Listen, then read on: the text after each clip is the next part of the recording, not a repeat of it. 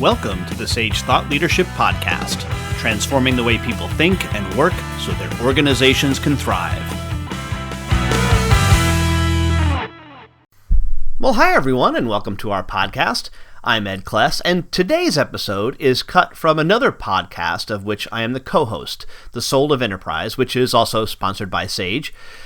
The Soul of Enterprise is dedicated to belief that business has a spiritual, though not necessarily religious, component. I hope you enjoy this excerpt. If you do, please visit www.thesoulofenterprise.com for more. All right, so why do consumers love subscriptions? This comes out of the 2020 Zora and Subscribed Institute research. They commissioned the Harris Poll International Survey on what consumers most value about subscriptions. It's called the End of Ownership Report. You can find it at Teens Newsletter. And some fascinating findings on this, but what do you think well, let me ask you, as a consumer, don't think as a business person. Yep. As a consumer, what do you like or love about subscription? Just right off the top of my head, I would say I love not having to think about it and worry about it. It's just there. I know what I'm subscribing to. I know what that's going to deliver for me, and I just don't have to worry about it. Yeah. So it's like a peace of mind, certainty. Yeah. The automatic, the whole concept of the automatic customer. I'm now subscribed not only to content and to stuff like Harry's. I'm a Harry's customer, so I do get razor blades, but I also, in a sense, subscribe to my charitable donations, which I find much more easy to track. So the donations that I make to different organizations, I've switched them all to just monthly donations rather than wait for the end of the year to make something big, and they love it. Obviously, that's what they're looking for, that consistency of cash flow, and just makes me feel a whole heck of a lot better. So, and this includes my church. I'm subscribed to church, Ron. The church. Yeah. No, that's fantastic. That's fantastic. Well, that's pretty much what this international survey said. Now look, they broke this down by country and regions and all that. I'm not going to go there. I'm just going to give the overall assessment of this. But the top reason why consumers love subscriptions is, it's 42% is the answer. Convenience. Yeah. Convenience. So I think everything you said probably falls under that umbrella. Falls into that category. That's probably peace of mind. Don't have to think about. Don't have to worry. Think about it. It's just there. Yep. The second one, though, Ed, was variety. Interesting. Variety, not being locked into ownership, and this is where I think Apple. Teens question, when will I be able to subscribe to Apple? This is what people like. If something new comes out, I'm going to have access to it. Yes. And again, I'm not quite sure why Apple hasn't pulled the trigger on it, being as they, for all intents and purposes, I have been subscribed to my iPhone for the last 3 years. But they just do it as a loan. I mean, they just do it that goes through, I don't know, Citizens Bank, I think it is. But it's tied to my credit card, and it just comes out of the American Express every month.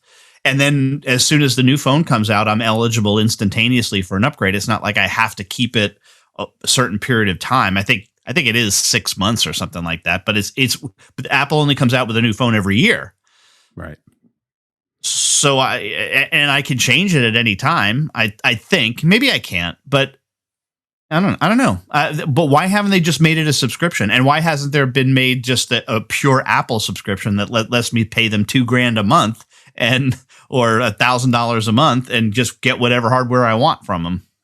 For all intents and purposes, I've been subscribed to Apple since 1984. I mean, I know we've talked about, if you tallied up how much we spent with them over our lifetime, it would be a staggering number.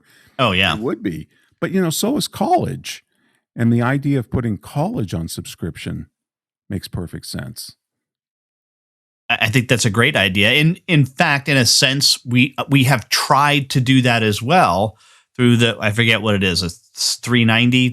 There's some tax savings plan that you can put pre-tax dollars in for college education.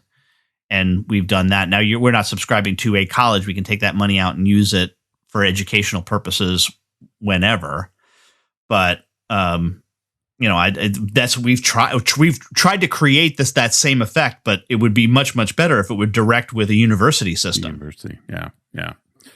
So the third thing, and it actually tied Variety.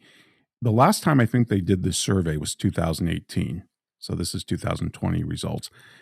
In 2020, tied with Variety was cost savings. But cost savings was actually number 2 in 2018. And so it's not just about cheap price. Convenience and variety are right up there. Mm-hmm. And here's why I think, or here's where we can speculate on how B2B, because this is mostly a B2C survey. They surveyed consumers, not businesses. But I don't think cost savings would be as high in B2B subscriptions. Probably not. Although I do think that businesses may look at it to some extent. This is where it would be great to have Reginald Lee's input, because this is truly a cash out scenario, right? Where you're setting cash out.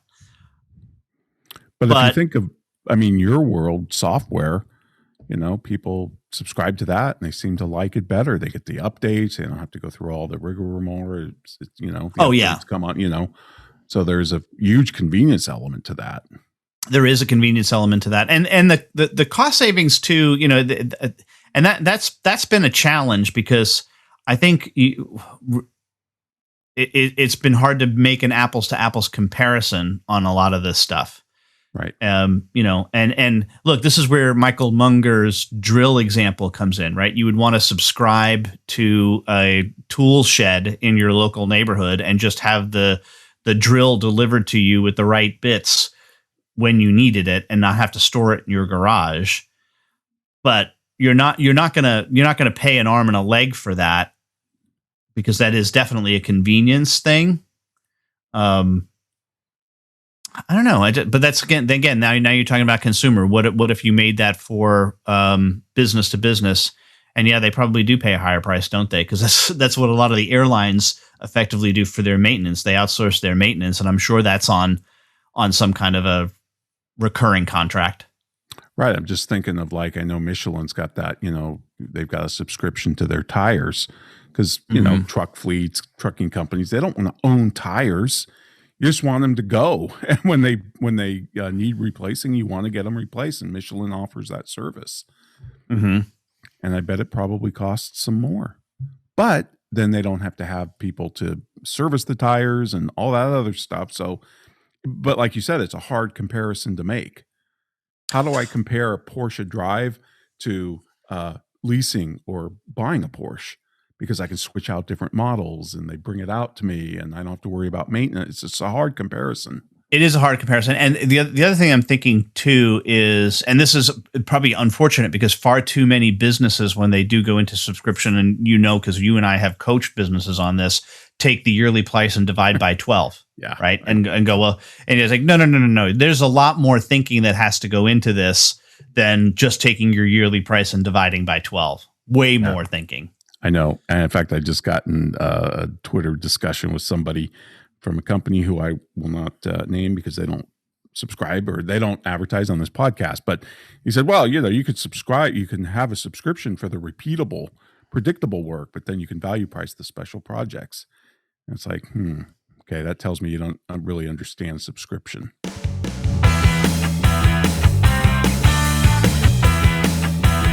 Review and subscribe by searching your podcast player of choice for Sage Thought Leadership Podcast.